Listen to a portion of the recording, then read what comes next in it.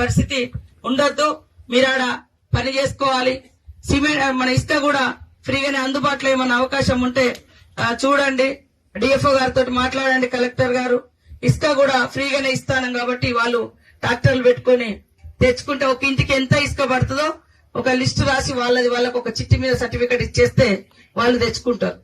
కాబట్టి మీరందరూ కూడా ఇల్లులు కట్టుకోవాలి, సంతోషంగా ఉండాలి, పిల్లలను చదివించుకోవాలి అనే ఉద్దేశంతో ఈ రోజు ప్రభుత్వం మరి పేదల కోసమే సంక్షేమ పథకాలు తీసుకురావడం జరుగుతా ఉంది. మరి ఇన్ని రోజులు మనం సన్న బియ్యం కొనుక్కోవాలంటే అందరికి పత్రాలు ఇవ్వడం జరుగుతుంది.